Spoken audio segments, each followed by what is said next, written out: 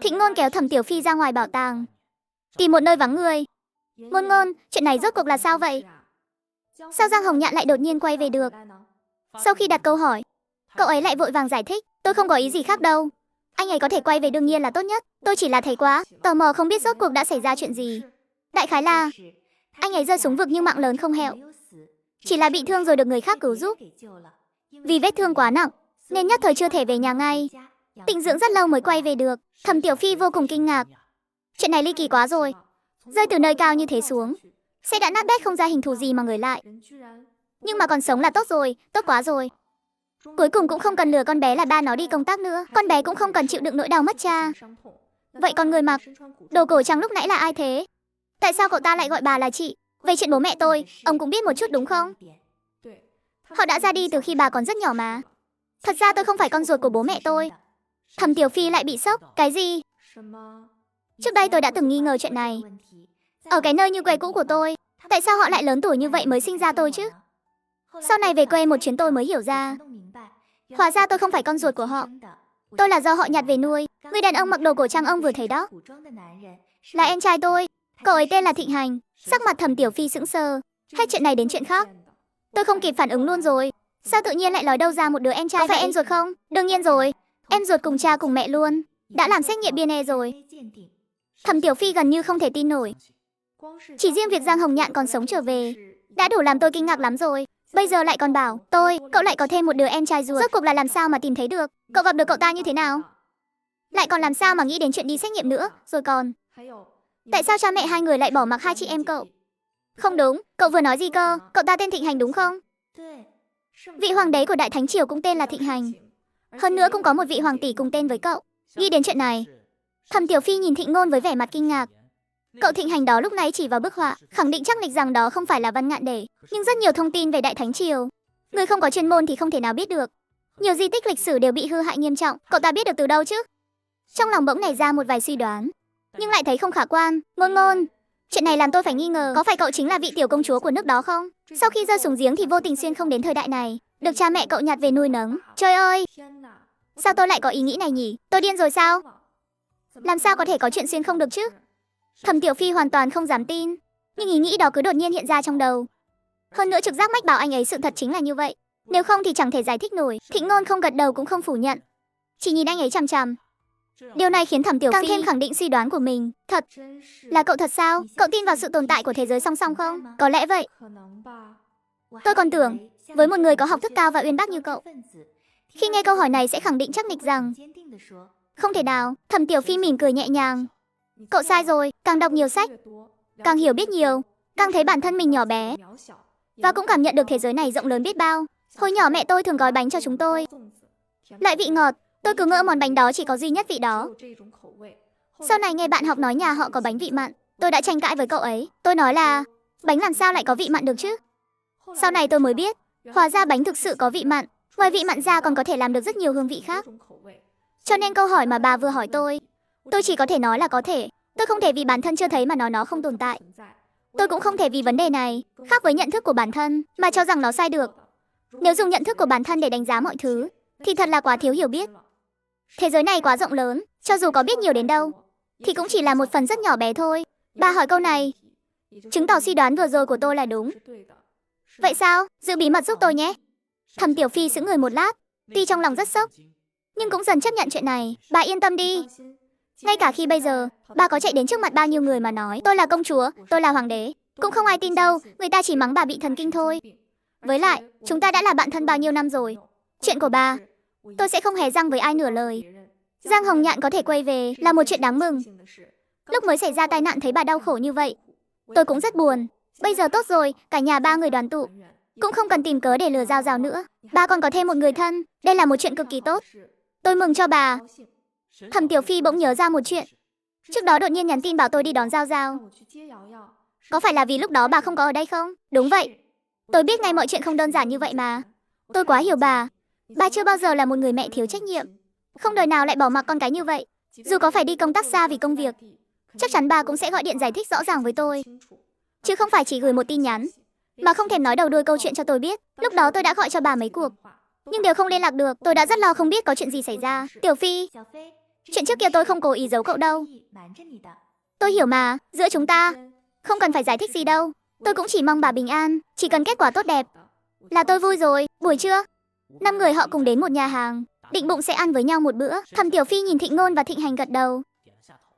Trông rất giống Giang Nguyệt Giao. Chú Tiểu Phi, mẹ và cậu con là chị em mà, nên tất nhiên là phải giống rồi. Giao Giao nói đúng, sau này Giao Giao có thêm một người cậu nữa rồi. Đúng vậy, có thêm cậu cũng tốt. Giang Hồng Nhạn nâng ly lên, đưa về phía Thẩm Tiểu Phi. Hôm nay có trẻ con nên chúng ta không uống rượu, nhưng tôi muốn dùng trà thay rượu kính cậu một ly. Cậu làm cái gì vậy? Ngôn Ngôn đã kể với tôi rồi, lúc trước khi tôi gặp chuyện, cậu đã giúp đỡ cô ấy rất nhiều, tôi rất cảm ơn. Tụi tôi cũng không cố ý giấu cậu, chỉ là tình hình lúc đó hơi đặc biệt. Nếu coi tôi là bạn thì đừng nói mấy lời khách sáo đó.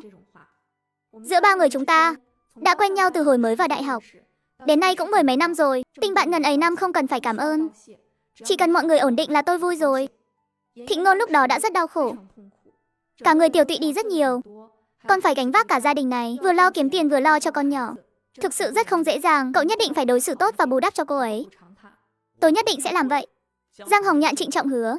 Thịnh Hành cũng nhìn người bạn trước mặt này. Hóa ra mọi người quen nhau lâu vậy rồi. Đúng thế. Ngồi lại gần hơn, Thẩm Tiểu Phi mới quan sát kỹ Thịnh Hành một lượt. Nếu không phải tận mắt chứng kiến, tôi thật không dám tin tóc của đàn ông lại có thể dài đến vậy. Bộ dạng này của cậu mà đi ra ngoài thực sự rất thu hút ánh nhìn. Nhưng giờ mọi người đều tự do ăn mặc, ở mấy khu du lịch cũng có nhiều người mặc cổ phục đi lại chụp ảnh, cũng không phải chuyện gì lạ lắm. Chị tôi cũng nói vậy. Tôi cũng cảm thấy nơi này thực sự rất cởi mở. Ở Thánh Quốc không có quá nhiều quy tắc gò bó con người. Ai mà tự ý cắt tóc có thể bị coi là hành động bất hiếu. Nhưng ở đây không có quy định đó. Trên đường phố đâu đâu cũng thấy tiệm cắt tóc. Mỗi lần Thịnh Hành thấy đàn ông trên đường để tóc ngắn, đều nghĩ khi trời nóng chắc chắn sẽ rất mát mẻ. Gội đầu cũng chẳng phiền phức đến thế. Hơn nữa phụ nữ có thể tự do ra ngoài, tự do làm việc, nam nữ yêu đương kết hôn tự nguyện. Mọi phương diện đều tự do hơn Thánh Quốc rất nhiều. Sau khi trải qua 2 ngày ở thế giới đó, Thịnh Hành đã trở về Thánh Quốc. Dựa trên cảm hứng lần này, anh lập tức ban một đạo lệnh. Trong phạm 6 toàn quốc, xây thêm thư viện phổ biến kỹ thuật in ấn, thành lập các thư viện công cộng, để nhiều người hơn có thể đọc sách biết chữ. Dù hiện tại đã có không ít thư viện, nhưng Thịnh Hành nghĩ bấy nhiêu là chưa đủ, cần phải tăng thêm nữa. Hơn nữa còn bãi bỏ một số hạn chế, bất kể nam hay nữ đều có thể nhập học. Hoàn thiện chế độ khoa cử, cả nam và nữ đều được tham gia thi cử. Đọc sách là một việc rất quan trọng. Thịnh Hành hy vọng thông qua khoa cử để tuyển chọn thêm nhiều nhân tài mới cho đất nước. Nhưng ý tưởng này của anh, Giang Hồng Nhạn và Thánh Ngôn đương nhiên rất ủng hộ. Nhưng một số người dân trong dân gian lại không hiểu được. Bất cứ trà quán hay tử lâu nào, đều có không ít người đang bàn tán về chuyện này. Mở thư viện thì cứ mở đi, nhưng mà để phụ nữ cũng được vào học đường là muốn làm cái gì? Việc quan trọng nhất của họ là sinh con, lo việc nhà cho tốt. Đọc làm sách thế để làm gì? Tôi cũng thấy vậy. Hoàng đế đang nghĩ gì không biết, cho họ đi học để cứng lông cứng cánh, rồi không chịu lấy chồng sinh con thì tính sao? Như vậy sẽ có bao nhiêu đàn ông không lấy được vợ? Hoàng đế thì lo gì thiếu đàn bà, chỉ cần một câu là có bao mỹ nhân dâng đến tận nơi. Ngài ấy sao hiểu được nỗi khổ của chúng ta? Tiểu thư con nhà giàu đọc vài cuốn sách, biết vài con chữ thì thôi đi. Con gái nhà thường dân thì thực sự không cần thiết. Cứ nấu cơm giặt giũ hầu hạ cha mẹ chăm sóc con cái thôi. Chỉ cần làm tốt mấy việc này là được, thế là đủ rồi. Mỗi một ý kiến đưa ra, có người phản đối thì cũng có người ủng hộ. Lời này không thể nói như vậy được. Nghe ý của các anh cứ như là coi phụ nữ chẳng được tích sự gì, nên mới đáng bị nhốt ở nhà làm mấy việc này. Đừng quên rằng mẹ của các anh cũng là phụ nữ. Lẽ nào bà ấy chỉ nên ở nhà làm việc vặt, làm trâu làm ngựa hầu hạ cả nhà sao? Ngày đại hôn của tướng quân Chính Doanh, cả thành Vị Dương vô cùng náo nhiệt. Khi các binh sĩ tụ tập uống rượu ăn mừng, mọi người đều chúc mừng Chính Doanh, chúc mừng tướng quân đại hôn. Chính Doanh cũng đang uống rượu, cười nói với họ, các anh em cứ ăn uống thoải mái đi. Yên tâm đi tướng quân. Tướng quân uống ít thôi, chút rượu này đáng là bao. Sau khi bước vào tân phòng, ánh mắt anh dừng lại ở cô gái đang đội khăn voan đỏ ngồi trên giường. Nhưng khi vén khăn lên, Chính Doanh vô cùng kinh hãi. Là cô sao? Thịnh Vãn có chút hốt hoảng, nhưng ngoài mặt vẫn tỏ ra thản nhiên. Chết cũng không nhận, tôi chưa từng gặp tướng quân bao giờ. Tướng quân đang nói ai vậy? Chính Doanh mỉm cười. Cô không lừa được ta đâu, hôm đó ở trà lâu chính là cô. Không ngờ trước khi kết hôn, anh ta đã gặp cô một lần rồi. Lúc đó cô ấy đang cải trang nam giới. Chính Doanh còn thấy cô ấy giống mấy gã eo lạ, hóa ra lại là con gái. Thịnh Vãn vẫn phủ nhận. Tướng quân nhận nhầm người rồi. Anh ta trực tiếp bế người tiến về phía giường, đặt cô ấy xuống giường. Lưng Thịnh Vãn vừa chạm giường, Chưa kịp ngồi dậy đã bị đè xuống. Sáng hôm đó sau khi ăn xong, Giang Hồng Nhạn đưa con đi mẫu giáo trước. Rồi cùng Thịnh Ngôn xuyên không đến huyện Thanh Tùng. Giang Hồng Nhạn và Thịnh Ngôn ngồi ở tầng 2 một lúc. Ngôn Ngôn, hôm nay em rảnh, anh muốn đến làng Tiểu Hà thăm nhà anh Trần. Cũng lâu rồi chưa ghé qua, được ạ? Vậy giờ chúng ta đi mua ít đồ, mang qua cho họ, được thôi. Trần Phú Quý và Ngô Mẫu Đơn hôm nay đều ở nhà. Thấy hai người đang đi tới, cả hai đều vô cùng vui mừng. Hồng Nhạn và anh Ngôn đến rồi, mau vào đi. Niên Niên, chú thím con đến rồi, mau ra đây đi. Giang Hồng Nhạn và Thịnh Ngôn đặt đồ trên tay xuống. Đại ca, đại tẩu, hôm nay hai người không đi làm sao? Hôm nay và ngày mai đều không cần đi, chỗ đào trước đó đã đào xong rồi. Đợi đến ngày kia mới bắt đầu, đi đào ở chỗ khác. 2 ngày này được nghỉ ngơi. Trần Niên đang ở trong phòng đọc sách, nghe thấy tiếng là chạy ra ngay. Chú à, thím ạ, hai người đến rồi, hôm nay hai người rảnh à? Em tính qua thăm mọi người, thật khéo là cả nhà đều có nhà. Ngô Mẫu Đơn nhìn đống đổ dưới đất. Hai người đến chơi là được rồi, không cần mang theo quà cáp gì đâu. Giờ chúng tôi đều có việc làm rồi. Có tiền công rồi, cần gì thì tự mua được mà. Tẩu tử, chút tấm lòng thôi, chị đừng khách sáo vậy. Vậy chị cũng không khách sáo với em nữa. Đã đến rồi thì ở lại đây ăn cơm nhé. Chị đi làm thêm vài món, không ăn no là không được về đâu, được chứ? Thịnh Ngôn quan sát đứa trẻ trước mặt.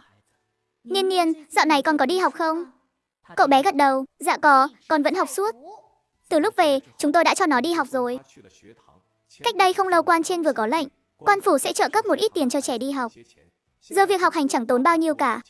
Hơn nữa ở huyện Thanh Tùng chúng ta còn có thêm mấy thư quán nữa. Không mất tiền cũng xem được sách, Niên Niên thích lắm. Tất nhiên là con vui rồi ạ. Nếu không đọc sách lại phải tốn tiền mua. Cha mẹ đi đào mương vất vả lắm. Đều là đồng tiền mồ hôi nước mắt. Tiết kiệm được chút nào hay chút nấy, để dành sau này dùng vào việc quan trọng hơn. Chỉ cần con học được, thì dù có phải bán hết gia sản cha mẹ cũng cho con học. Chuyện tiền nong con không phải lo, cũng không cần tiết kiệm. Cha mẹ vẫn chưa già, con làm việc được. Cha yên tâm đi, ở trường con chăm chỉ lắm. Sau này con nhất định sẽ thi đỗ công danh, để cha mẹ được nở mày nở mặt, không còn vất vả nữa. Được rồi, đừng đứng đó nữa. Ngô Mẫu Đơn trưa nay đã nấu rất nhiều món. Thịnh Ngôn cũng vào, gian bếp giúp chị ấy bưng bát đĩa ra ngoài. Anh Ngôn, em không cần động tay vào đâu, cứ ngồi đó đi, chỗ này một mình chị lo được. Mau ngồi xuống đi, đến chơi là khách mà, nên Ngô Mẫu Đơn không muốn để cô ấy phải động tay. Cứ ngồi chờ ăn là được rồi. Hơn nữa ngày nào cũng đi đào hào mương, việc làm nhiều nhất ở đó chính là nấu nướng, nên chị ấy đã rất thành thạo rồi. Thịnh Ngôn đành phải ngồi xuống bên cạnh bàn. Trần Niên đưa cho cô một đôi đũa. Thím ơi, thím ăn nhiều vào nhé. Đừng khách sáo gì nha, toàn là đồ nhà tự nấu cả. Cũng dùng chính dầu từ xưởng ép dầu của mọi người đấy. Mấy loại dầu đó chị đều đã dùng qua, hương vị làm ra đều rất ngon. Quan trọng là dầu ép ra không hề đắt, dân thường ai cũng có thể mua được. Chị dâu yên tâm đi, trước khi đến em đã để bụng đói rồi, không khách sáo đâu. Cũng chẳng phải lần đầu đến, khách sáo làm gì. Con nói không khách sáo, lần nào đến cũng mang bao nhiêu đồ. Lần sau người đến là được rồi, đừng mang đồ nữa, nhà chị có đủ cả. Đúng vậy, mọi người thường xuyên qua thăm chúng tôi, là chúng tôi vui lắm rồi, không cần mang gì đâu. Nghe theo lời đại ca đại tẩu. Giang Hồng Nhạn ngoài miệng vâng dạ. Chuyện lần sau thì để lần sau tính. Sau khi ăn cơm xong, Ngô Mẫu Đơn lấy một chiếc áo cũ của Trần Phú Quý ra, xỏ kim dẫn chỉ, định vá lại những chỗ bị rách. Lần sau làm việc thì chú ý một chút. Nhà có 3 người thôi, mà áo của ông là dễ hỏng nhất. Không rách chỗ này thì cũng thủng chỗ kia. Tôi đã vá cho ông mấy lần rồi đấy. Cái này cũng đâu thể trách tôi được, ngày nào cũng vác xẻng đi làm việc. Bị mài rách cũng là chuyện thường thôi, mấy người khác trong làng cũng vậy mà. Tôi vá cho ông lần cuối thôi đấy, lần sau mà rách thì vứt luôn cái áo này đi cho xong. Không vá nổi nữa đâu, đi mua ít vải, để tôi may lại cho ông cái mới. Cũng không cần thiết đâu, rách thì cứ vá lại mặc tiếp. Tôi bằng này tuổi rồi, không cần mặc đồ đẹp quá làm gì, chỉ cần mặc được là được. Dù sao cũng toàn làm việc nặng nhọc. Đám người trên quan phủ chỉ nhìn xem chúng ta làm việc thế nào thôi, cũng chẳng quản chúng ta mặc cái gì. Vải vóc và đồ may sẵn trên phố giá không hề rẻ, không nên tốn khoản tiền đó. Chị dâu thật là khéo tay, như tôi thì ngay cả việc kim chỉ cũng làm không xong. Thỉnh thoảng khâu mấy chỗ rách nhỏ, mà đường kim mũi chỉ cứ vẹo vọ hết cả, xấu chết đi được, nói gì đến chuyện may áo. Ngô Mẫu Đơn nở nụ cười. Nhà tôi đều là tự làm lấy được thì tự làm. Trên phố tuy có bán đồ may sẵn, nhưng giá cao lắm, không cần thiết phải tốn tiền. Thế nên tôi toàn mua vải về tự may. Mặc tạm là được rồi, không cần đẹp đẽ gì đâu. Với chúng tôi thì thực dụng là được. Đa số mọi người trong làng đều thế cả. Mấy hôm nữa tôi sẽ ra phố một chuyến. Mua ít vải về, lúc làm xong việc có thể may. Bà muốn may thì may cho con trai đi, tôi không cần. Tôi chỉ cần mặc được là được rồi. Con trai thì khác. Ở trường đâu phải chỉ có mình nó. Mặc tệ quá người ta sẽ coi thường nó. Còn cần ông phải nhắc à? Tôi quên ai chứ chẳng bao giờ quên Nhiên Nhiên đâu. Trần Nhiên nghe thấy họ nói cũng lại gần. Ba. Mẹ, có phải hai người lao xa quá rồi không? Con đi học mà. Chứ có phải đi so bì quần áo đẹp với người ta đâu. Ba nói đúng đấy ạ. Mặc được là được rồi, con không cần quần áo mới đâu. Đồ đang mặc trên người cũng rất thoải mái. Và lại các bạn đều đang tập trung học hành. Không ai để ý mấy chuyện này đâu, thấy con nghĩ vậy.